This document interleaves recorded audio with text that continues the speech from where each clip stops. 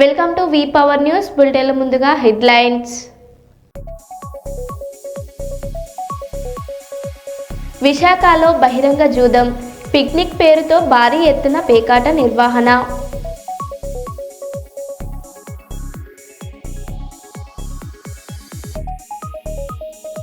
SK యూనివర్సిటీలో విద్యార్థుల rally.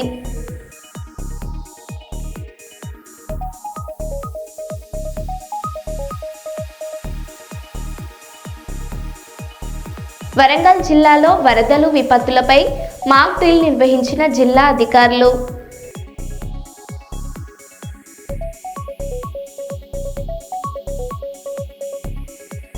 నమ్మకం నడిపించింది శబరిమలకు 102 ఏళ్ల బామ్మ.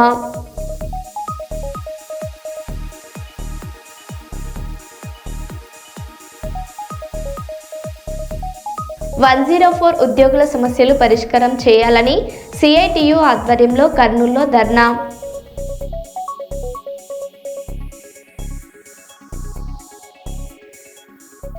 ఇక వివరాల్లోకి వెళ్తే, సంగారెడ్డి జిల్లా నర్సాపూర్ నియోజకవర్గంలోని రొయ్యపల్లి గ్రామ నూతన సర్పంచ్గా ఎన్నికైన పోషాగౌడ్ తాను ఎన్నికల్లో గెలిస్తే తన గ్రామాన్ని పూర్తి స్థాయిలో అభివృద్ధి చేస్తానని చెప్పారు.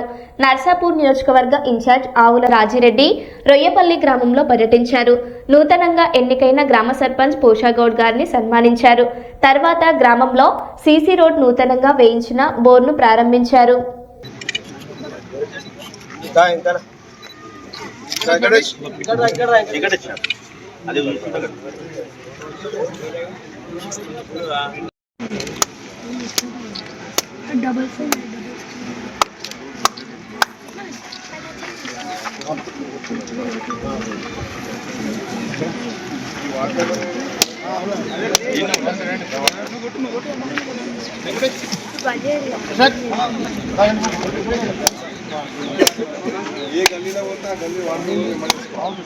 బాబా వెంకట నన్ను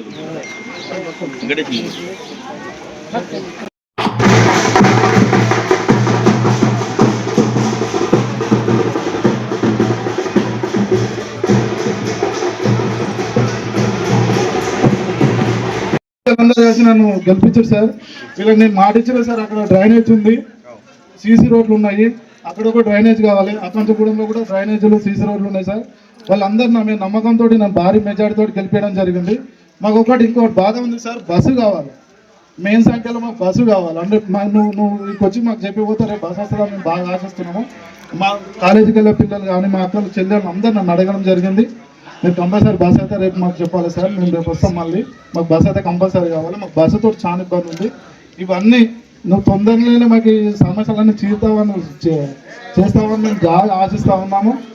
మాకు ఎంత ఇబ్బంది ఉంది అనేది, ఎంత బాధ ఉంది అనేది మా ప్రజలకు అందరికీ తెలుసు. నన్ను అందుకే భారీ మెజార్టీతో నువ్వు చేస్తావని చెప్పేసి నమ్మకంతో నన్ను గెలిపించారు. కాబట్టి మీరు కూడా అందరూ నువ్వైతే మాకు పెద్ద ఎత్తున సహకరించాలి. ఇది మాకైతే చేసి పెట్టాలి సార్. ఇంకొకటి, మీరు అందరూ షాగర్మిట్ల అన్నలకు నేను మొక్కుకోవడం జరిగింది. మనం అందరం భారీ ఎత్తున షాగర్మిట్ల కూడా భోజనాలు కూడా ఏర్పాటు చేసినాము. అందరం భారీ ఎత్తున పాదయాత్రకు రండి. సార్ కూడా ఆడిగుట్ట వస్తాడు. మళ్ళీ మీరు అందరు వచ్చి కూడా నన్ను అందరూ ఎట్లయితే నన్ను సర్పంచ్కి ఆశీర్వదించారో ఆ భగవంతుని దగ్గరికి వచ్చి కూడా మీరు ఆశీర్వదిస్తారని మనస్ఫూర్తిగా అనుకుంటున్నా. మీకు అందరికీ నేను సార్ తోటి మంచుకుంటా. కొంతమందికి చెప్పడం జరిగింది ఎలక్షన్లో. ఇప్పుడు వాళ్ళు చెప్పినవన్నీ కూడా కంప్లీట్ చేసుకోవాల్సిన బాధ్యత నీది, ఇవ్వాల్సిన బాధ్యత ప్రభుత్వాన్ని, అధికారులతో మాట్లాడి ఇప్పించే బాధ్యత నాది.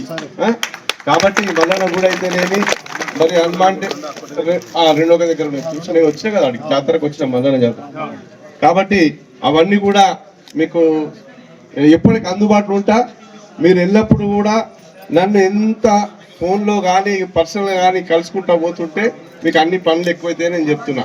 కాబట్టి ఇక్కడ ఈ సమావేశానికి వచ్చిన వివిధ గ్రామాల నుంచి నూతనంగా ఎన్నిక కాబట్ట సర్పంచులు, ఉప సర్పంచులు, వార్డు సభ్యులు అందరికీ పేరు పేరున వాళ్ళందరికీ శుభాభినందనలు తెలియజేస్తున్నాను. అదేవిధంగా ఈరోజు ఈ కార్యక్రమానికి కదిలి వచ్చిన మండల కాంగ్రెస్ పార్టీ అధ్యక్షుని ఆధ్వర్యంలో వచ్చినటువంటి మండల కాంగ్రెస్ పార్టీ నాయకులందరికీ కూడా పేరు పేరు నేను శుభాభినందనలు తెలియజేస్తూ, మన ప్రయాణం అందరినీ కలుసుకొని పోయే ప్రయాణం, విభేదాలకు దూరంగా ఉండాలి, అభివృద్ధికి మనం దగ్గర ఉండాలి. కాబట్టి కలిసికట్టుగా మన రేవంత్ రెడ్డి గారి ఆధ్వర్యంలో జరుగుతున్నటువంటి ప్రజాపాలన ప్రభుత్వానికి మంచి పేరు తెచ్చే క్రమంలో మన హత్నూరా మండలం ముందస్తుగా ఉంటుందని నేను ఆశిస్తూ, మొన్న కూడా మనకు వచ్చిన ఫలితాల్లో మనకు మరి ప్రజాపాలన ప్రభుత్వానికి మద్దతుగా ఈరోజు సర్పంచులు అత్యధిక సంఖ్యలో మరి ఇక్కడ నుంచి ఎన్నిక కాబడడం ఒక శుభ పరిణామం. వచ్చే ఎన్నికల్లో కూడా అదే విజయడంకా మోగిస్తాం. ఖచ్చితంగా రేవంత్ రెడ్డి గారి పాలనకు మళ్ళీ మనం అందరకు స్వాగతం పలుకుతూ, మళ్ళీ వచ్చే 3 సంవత్సరాల తర్వాత వచ్చే మళ్ళీ తెలంగాణలో కూడా మళ్ళీ రేవంత్ రెడ్డి గారి ఆధ్వర్యంలో మళ్ళీ ప్రభుత్వం ఏర్పరుస్తుందని ఆశిస్తూ సెలవు తీసుకుంటున్నాను. కర్నూలు జిల్లా కొసగిలో వైఎస్ఆర్సీపీ ఆంధ్రప్రదేశ్ మాజీ ముఖ్యమంత్రి వైఎస్ జగన్మోహన్ రెడ్డి జన్మదిన వేడుకలు ఘనంగా నిర్వహించారు. మంత్రాలయం ఎమ్మెల్యే బాలనాగారెడ్డి ఆదేశాల మేరకు వైఎస్ఆర్సీపీ జిల్లా ప్రధాన కార్యదర్శి మురళీమోహన్ రెడ్డి ముఖ్య అతిథులుగా హాజరయ్యారు. ముఖ్య అతిథి మురళీమోహన్ రెడ్డి ఆధ్వర్యంలో పార్టీ నాయకులు, కార్యకర్తలు, అభిమానులతో కలిసి వైఎస్ఆర్ సర్కిల్ నందు కేక్ కటింగ్ చేసి సంబరాలు చేసుకున్నారు.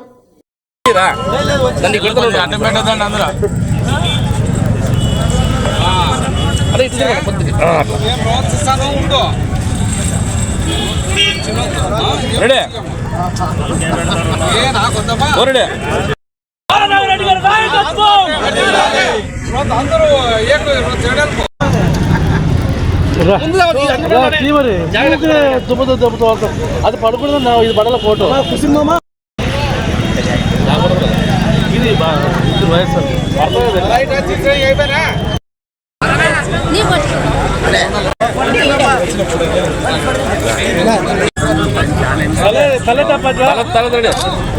తల ఎత్తిట్లే చూడు.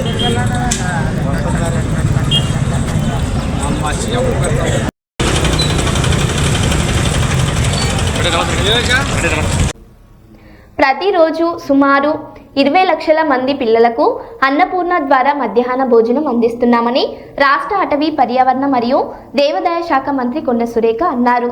వరంగల్ నగరంలోని ఏనుమాములలో ఉన్న ఇస్కాన్ ఫౌండేషన్ ఆధ్వర్యంలో ఏర్పాటు చేసిన అన్నపూర్ణలోని అత్యాధునిక వంటగదిని వర్ధనపేట శాసనసభ్యులు కేఆర్ నాగరాజు, మేయర్ గుండు సుధారాణి మరియు రాష్ట్ర అటవీ, పర్యావరణ మరియు దేవాదాయ శాఖ మంత్రి కొండ సురేఖ ప్రారంభించారు. హరే రామ హరే రామ రామ రామ హరే హరే హరే కృష్ణ హరే కృష్ణ. మనము ఈ యొక్క హోమకుండాన్ని 3 సార్లు మనం ప్రదక్షిణ చేస్తాము. దయచేసి అందరూ కూడా 3 సార్లు ప్రదక్షిణ చేయవలసిందిగా కోరుతున్నాము. ఓం లక్ష్మీ చరణలాక్షాంగ సాక్షి శ్రీవత్స వక్షసే క్షేమంకరాయ సర్వేషాం శ్రీరంగేశాయ మంగళం శ్రీయకాంతాయ కళ్యాణ.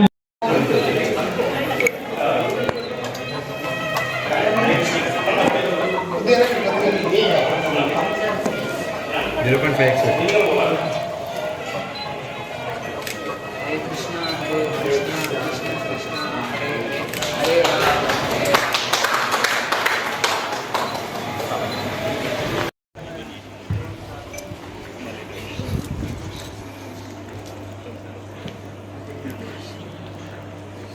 Krishna, Krishna Krishna, Hare Hare. We have a small video on Akshay Shatra. Request everyone to focus on the screen. ఒక్కో దాంట్లో 500 కేజీల కూరగాయలు వేయచ్చు మనం ఒకటేసారి ఒక్కో దాంట్లో. సో 30 నిమిషాల్లో మనకి కూర రెడీ అయిపోతుంది. 500 కేజీల కూర రెడీ అయిపోతుంది. అవన్నీ మనం ప్రీతి మైండ్గా చేసి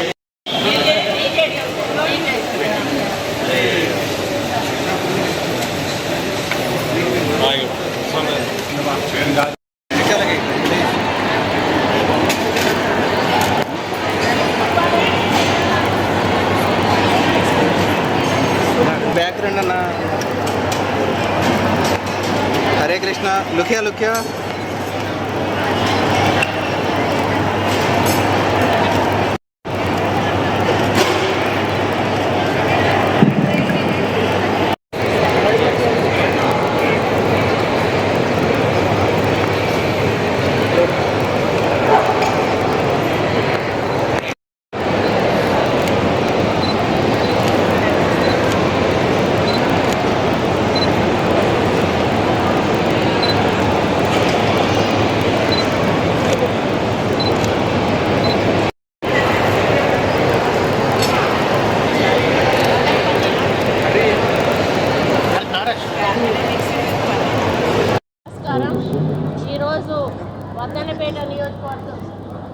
ఈరోజు అద్దనపేట నియోజకవర్గంలోని మరి ఇక్కడ ఏనుమాముల దగ్గర ప్రాంతంలో ఇస్కాన్ వాళ్ళు కిచెన్ కొత్తది ఓపెనింగ్ చేయడానికి మమ్మల్ని ఆహ్వానించడం జరిగింది. 2000 సంవత్సరంలో బెంగళూరులో ప్రారంభమైంది. అంటే భారతదేశంలో ఏ బిడ్డ కూడా ఆకలి కారణంగా విద్యకు దూరం కాకూడదు అనే దృఢ నిశ్చయంతో మరి ఈ సంస్థ పుట్టడం జరిగింది. మధ్యాహ్న భోజన పథకం అంటే ప్రభుత్వ పాఠశాలల్లో చదువుకునే పిల్లలకు ప్రతిరోజు నాణ్యమైన రుచికరమైన మరి వేడివేడి భోజనాన్ని అందించడం ఈ సంస్థ యొక్క ప్రధాన లక్ష్యం. ఇది ప్రపంచంలోనే అతిపెద్ద మధ్యాహ్న భోజన పథకాన్ని నడుపుతున్నటువంటి NGO సంస్థ.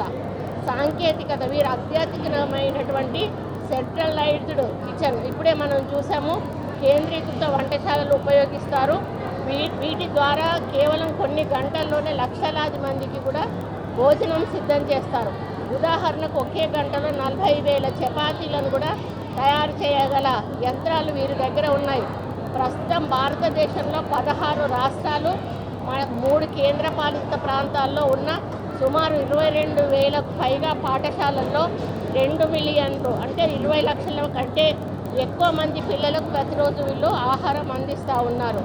ఇది భారత ప్రభుత్వం మరియు వివిధ రాష్ట్రాల ప్రభుత్వాల సహకారంతో PPP మోడ్లో మరి నడుస్తూ ఉన్నటువంటి విషయం. గుర్తించాల్సిన అవసరం ఉన్నది.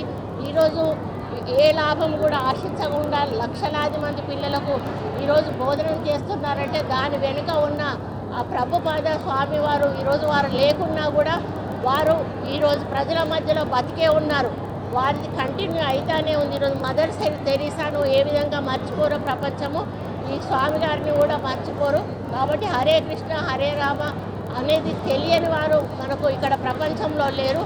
వాళ్ళు విదేశాల నుంచి కూడా చాలామంది వచ్చి ఇక్కడ వాళ్ళ సేవలు అందించిపోతూ ఉంటారు. మరి కిచెన్ను డొనేట్ చేయడం వలన దీని నుండి వేలాది మంది పిల్లలకి ఈరోజు భోజన సదుపాయం అందించేటువంటి అవకాశం ఉంది. అదేవిధంగా మేము కూడా దేవాలయాల్లో భూముల్లో వాళ్ళకి ఎక్కడైనా అవసరం ఉంది అంటే కూడా మేము హైదరాబాద్లో కూడా ఒక 2 ఎకరాల స్థలాన్ని కూడా కిచెన్ కోసం ఇవ్వడం జరిగింది.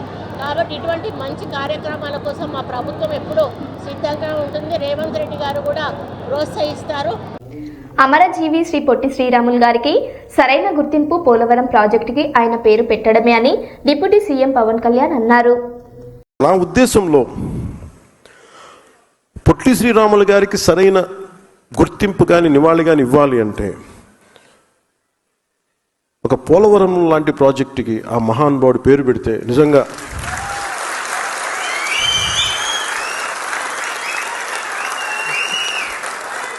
ఎందుకంటే అంటే భాషా ప్రయుక్త రాష్ట్రాలు తెచ్చినవాడు, ఆకలితో అలమటించినవాడు.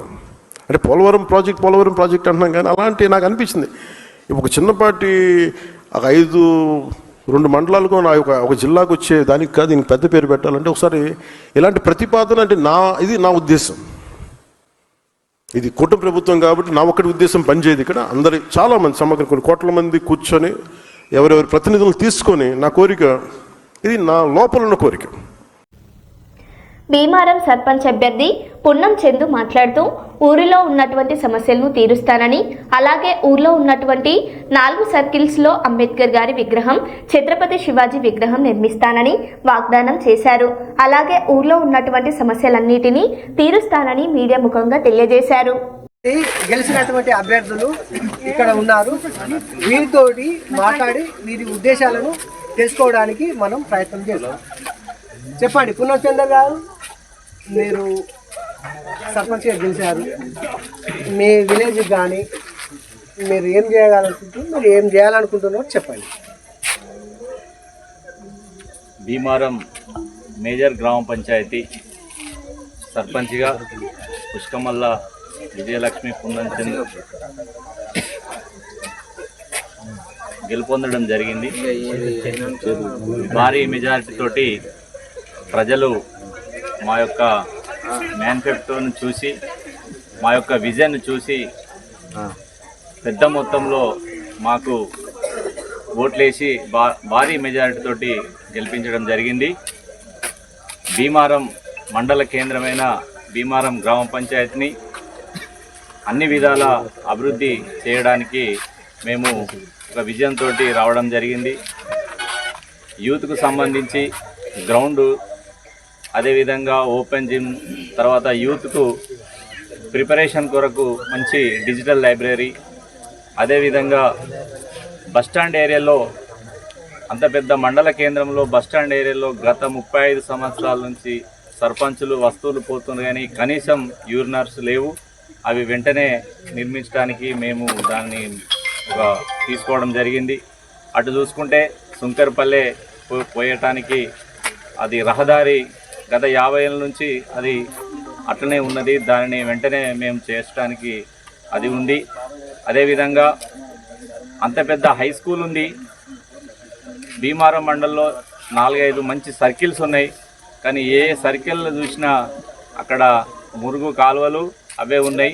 మేము దానిని బ్యూటిఫికేషన్ కింద భీమారాన్ని ఒక 4 సర్కిల్స్ నిర్మించి, ఒక సర్కిల్లో అంబేద్కర్, ఒక సర్కిల్లో శివాజీ, ఛత్రపతి, ఇలా చూసుకుంటే భీమారాన్ని ఒక బ్యూటిఫికేషన్ గ్రామ పంచాయతీగా, జిల్లాలో ఉత్తమ గ్రామ పంచాయతీగా తీర్చిదిద్దడానికి మేము రావడం జరిగింది.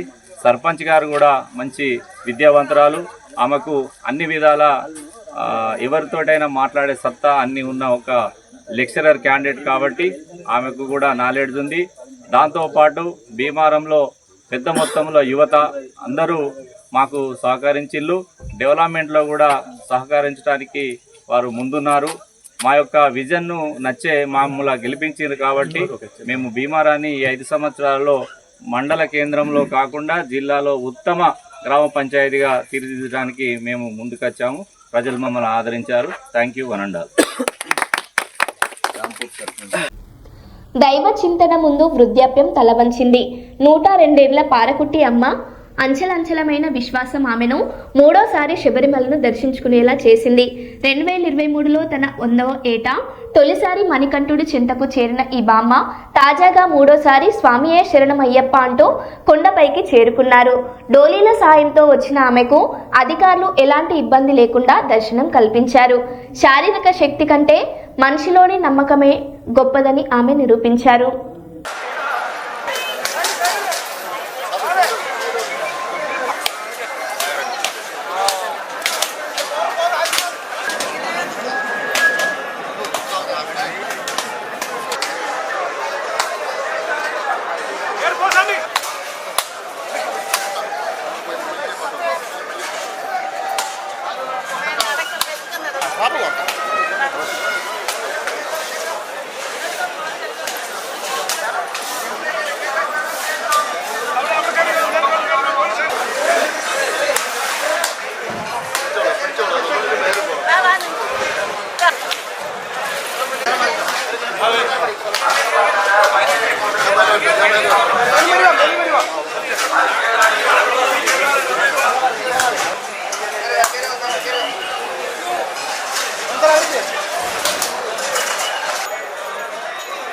సార్ బ్యాక్ సార్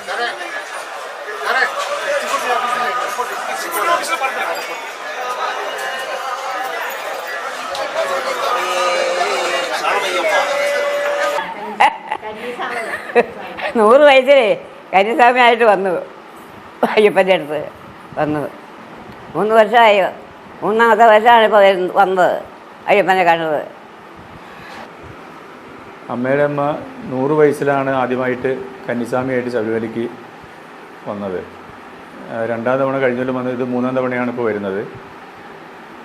ആദ്യമായിട്ട് അമ്മ മലയ്ക്ക് വരണമെന്ന് ഉള്ള ആഗ്രഹം ചെറുപ്പം മുതലുള്ള ആഗ്രഹമുണ്ട്. പക്ഷേങ്കിൽ അങ്ങനെ വരാനൊത്തില്ല.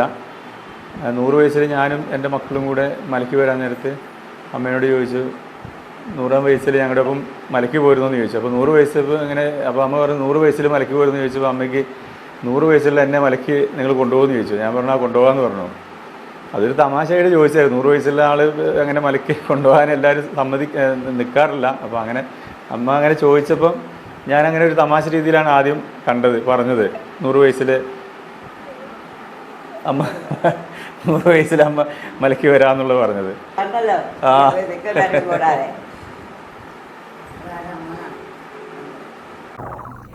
మంగళగిరి స్థానిక రైల్వే స్టేషన్కు వచ్చిన 13 ఏళ్ల బాలికపై అత్యాచారం. ఈ నెల 18న రైల్వే స్టేషన్లో ఎంక్వైరీ కోసం వచ్చిన బాలికను ఆటోలో నిర్మానుష్య ప్రాంతానికి తీసుకెళ్లి అఘాయిత్యం. 4 నిందితులు అరెస్ట్. వివరాలు తెలిపిన డీఎస్పీ మురళీకృష్ణ.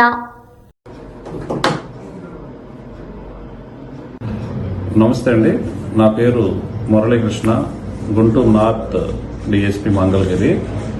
మొన్న అంటే 19/12/2025 తేదీ మధ్యాహ్నం 1:30 సమయంలో మంగళగిరి టౌన్కి చెందినటువంటి ఒక స్త్రీ ఒక రిపోర్ట్ ఇచ్చింది. ఆ రిపోర్ట్లోని అంశాలను బట్టి తన మైనర్ కుమార్తెపై 18వ తారీఖు రాత్రి 10:10 గంటల సమయంలో రైల్వే స్టేషన్ నుండి ఒక 3 వ్యక్తులు ఆమెని తీసుకెళ్లి ఆమెపై అత్యాచారానికి పాల్పడినట్లుగా రిపోర్ట్. ఆ రిపోర్ట్లోని అంశాలను బట్టి దాన్ని రేప్ కేసు మరియు పోక్సో చట్టం కింద ఎఫ్ఐఆర్ నమోదు చేయడం జరిగింది. గుంటూరు ఎస్పీ శ్రీ వకుల్ జిందాల్ ఐపీఎస్ గారి ఉత్తర్వుల ప్రకారం ఈ కేసుని వెంటనే నేను ఇన్వెస్టిగేషన్ టేకప్ చేశాను. ఇన్వెస్టిగేషన్లో భాగంగా ఆ మైనర్ బాలికని ఎయిమ్స్ ఆసుపత్రికి వైద్య పరీక్ష నిమిత్తం వెంటనే పంపించాము. అలాగే ఈ కేసులో దర్యాప్తులో తేలిన ప్రకారం ఈ కేసులో 4 ముద్దాయిల్ని ఐడెంటిఫై చేశాము. అందులో షేక్ కాదర్ బాషా, షేక్ కమల్ సాహెబ్ వీళ్ళిద్దరూ కూడా తాడేపల్లి. వీళ్ళిద్దరూ తండ్రి కొడుకులు. షేక్ కాదర్ బాషా డ్రైవర్గా పనిచేస్తాడు, షేక్ కమల్ తన కొడుకు ఎలక్ట్రీషియన్గా పనిచేస్తాడు. అలాగే మిగిలిన ఇద్దరు కూడా షేక్ సలీం, షేక్ రబ్బానీ వీళ్ళిద్దరూ కూడా డ్రైవర్లు, విజయవాడ ఉన్న ఏరియాలో ఉంటారు. వీళ్ళు ఇందులో మొదట చెప్పినటువంటి కాదర్ బాషా, సలీం, రబ్బానీ వీళ్ళు ముగ్గురు కూడా 18వ తారీఖు నైటు మంగళగిరి రైల్వే స్టేషన్లో తచ్చాడుతుంటారు డ్రైవర్లు వీళ్ళు. అదే సమయంలో ఈ మైనర్ బాలిక రైల్వే స్టేషన్లో తన స్నేహితుడితో తిరుగుతూ ఉండగా ఈ అమ్మాయిని గమనించి అమ్మాయితో మాటల్లోకి దించి వారితో పాటు ఉన్నటువంటి ఆటోలో అమ్మాయిని ఎన్హెచ్ పక్కన ఉన్నటువంటి ఓపెన్ ప్లేస్కి తీసుకెళ్లి అమ్మాయిపై అత్యాచారానికి పాల్పడతారు. అలాగే అక్కడ నుండి వేరే ప్రదేశానికి కూడా ఓపెన్ ప్లేస్కి తీసుకెళ్లి అత్యాచారం చేస్తారు. అక్కడ నుండి కేఎల్ రావు నగర్ కాలనీ తాడేపల్లి ఈ షేక్ కాదర్ బాషా ఇంటికి తీసుకెళ్లి అమ్మాయితో అక్కడ శారీరకంగా కలుస్తాడు. అతను మాత్రమే కాకుండా అతని కొడుకు కూడా శారీరకంగా అమ్మాయితో కలిసేటట్టుగా ఎంకరేజ్ చేస్తాడు. ఈ 4 కూడా అరెస్ట్ చేశాము. వీరిని ఈరోజు సాయంత్రం రిమాండ్కి పంపిస్తున్నాము. అలాగే వీళ్ళ మీద హిస్టరీ షీట్స్ కూడా ఓపెన్ చేయడం జరుగుతుంది. ఇటువంటి సంఘటనలకు పాల్పడే బ్యాడ్ వైసెస్ ఉన్నటువంటి వారికి పోలీసు వారి హెచ్చరిక. పోక్సో చట్టం ప్రకారం కఠినమైన శిక్షలు ఉన్నాయి. మైనర్ బాలికలతో శారీరకంగా కలిసిన వారి యొక్క శరీరాన్ని తాకిన వారి మీద ఎటువంటి ఈవ్టీజింగ్కి పాల్పడినా కూడా 20 సంవత్సరాల వరకు శిక్ష పెట్టడానికి అవకాశం ఉంది. నాన్ బెయిలబుల్ కేసులు కాబట్టి దీన్ని గుర్తించుకుని ఇటువంటి సంఘటనలు పాల్పడడం అందరికీ కూడా ఇది హెచ్చరికగా తెలియజేస్తున్నాం. ముఖ్యమంత్రి రేవంత్ రెడ్డి గారు రాష్ట్ర వ్యాప్తంగా వైద్య రంగంపై దృష్టి పెట్టాలని డిమాండ్ చేస్తున్న ఆలంపూర్ ప్రభుత్వ హాస్పిటల్ చాలా నాసిరకంగా కట్టి 3 ఏళ్ల పాటు వాడలేదు. ఇక్కడ అన్ని ఖాళీగా ఉన్నాయి. వసతులు సౌకర్యాలు ఏమీ లేవు. 15 జిల్లాలలో కూడా ప్రభుత్వ ఆసుపత్రిలో ఇదే పరిస్థితి ఉందని తెలంగాణ జాగృతి అధ్యక్షురాలు కల్వకుంట్ల కవిత గారు అన్నారు. 100 పడకల హాస్పిటల్ శాంక్షన్ అయింది, బిల్డింగ్ కట్టినారు. కానీ బిల్డింగ్ కట్టినప్పటి నుంచి ఇప్పటి వరకు కూడా అనునిత్యం సమస్యలే. చాలా నాసిరకంగా కట్టారని చెప్పి పత్రికా మిత్రులందరూ గగ్గోలు పెట్టుకున్నా వినకుండా అట్లానే బిల్డింగ్ కట్టినారు. కట్టిన బిల్డింగ్ని కూడా 3 సంవత్సరాలు వాడకుండా పెట్టినారు. వాడకుండా పెడితే బలవంతంగా మరి ప్రజలందరూ కలిసి ఇంకా ఓపెన్ చేయండి పాడవుతుంది బిల్డింగ్ అంటే ఓపెన్ చేసినారు. ఇప్పుడు వచ్చి ఎక్కడ చూసినా మొత్తం ఖాళీగా ఉన్నాయి. ఉండాల్సినటువంటి సామాన్ సరిగ్గా లేదు, ఉండాల్సినటువంటి స్టాఫ్ అసలే లేరు. నేను పదే చెప్తున్నది ఒకటే, 15 జిల్లాలకు పోతే ఏ జిల్లాకు పోయినా కూడా అక్కడ ఉండేటటువంటి అరకొర వసతులతో అయినా సరే ప్రభుత్వ డాక్టర్లైనా, ప్రభుత్వ నర్సులైనా, శానిటేషన్ సిబ్బంది అయినా ఎంత వీలైతే అంత పేద ప్రజలకు సేవ చేస్తూ ఉన్నారు వాళ్ళకు ఉన్నటువంటి పరిమితులలో. కానీ ప్రభుత్వాలు మాత్రం మరి అండగా నిలబడి పెద్ద ఎత్తున క్యాడర్ స్ట్రెంత్ ఇద్దాము, డాక్టర్స్ ఇద్దాము, నర్సులను ఇద్దాము అనేటటువంటి ఆలోచన కనబడటం లేదు. దానివల్ల అల్టిమేట్గా ప్రజలకే ఇబ్బంది అవుతున్నటువంటి పరిస్థితిని మనం గమనిస్తున్నాం. ఇక్కడ మరి హాస్పిటల్ శాంక్షన్ అయింది, 100 బెడ్లని తెలుసు, ఇంత పెద్ద బిల్డింగ్ కట్టినామని తెలుసు. కానీ ఇప్పటి వరకు కూడా కనీసం క్యాడర్ స్ట్రెంత్ శాంక్షన్ కాలేదు. ఇది మరి ముఖ్యమంత్రి గారి ఉమ్మడి జిల్లా కిందికి ఇది వస్తుంది. మరి ముఖ్యమంత్రి గారు ఇంత ముఖ్యమైనటువంటి పట్టణాన్ని ఎందుకు రివ్యూ చేయలేదు, ఈ హాస్పిటల్ల క్యాడర్ స్ట్రెంత్ ఎందుకు పెంచలేదు అని చెప్పి మేము అడుగుతూ ఉన్నాం. తక్షణమే వైద్యం మీద దృష్టి పెట్టండి. ఏ జిల్లాకు పోయినా ఏ హాస్పిటల్కి పోయినా ఇదే ఇబ్బందులు కనబడతా ఉన్నాయి. ఖచ్చితంగా శ్రద్ధ పెట్టమని మేము డిమాండ్ చేస్తూ ఉన్నాం. ఎట్ ద సేమ్ టైం మరి మందులు కానీ టెస్టులు కానీ ఇక్కడ ఆలంపూర్ నుంచి గద్వాలకు పోవాలి టెస్టులకి.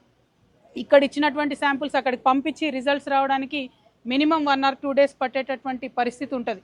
మరి ఇక్కడ కూడా ఎంత వీలైతే అంత కొన్ని టెస్ట్ సౌకర్యాలు టెస్టులు చేసేటటువంటి అవకాశం కల్పిస్తే తొందరగా ప్రజలకు సౌకర్యవంతంగా ఉంటుందని చెప్పి కూడా మేము డిమాండ్ చేస్తూ ఉన్నాం. మరి ఈ జిల్లా మొత్తం అంతా పెద్ద పెద్ద నాయకులు ఉన్నారు, అరుణమ్మ గారు ఉన్నారు, మరి చాలామంది పెద్ద నాయకులు ఉన్నారు. కాబట్టి వారందరినీ కూడా కోరుతున్నా, ఇది ఆడబిడ్డలకు సంబంధించిన విషయం, హాస్పిటల్కి సంబంధించిన విషయం, మీరు పట్టించుకొని తొందరగా క్యాడర్ స్ట్రెంత్ సాధించవలసిందిగా డిమాండ్ చేస్తున్నాం. Thank you. జై తెలంగాణ, జై జాగృతి. మరో బులెటిన్లో మళ్ళీ కలుద్దాం. Stay tune.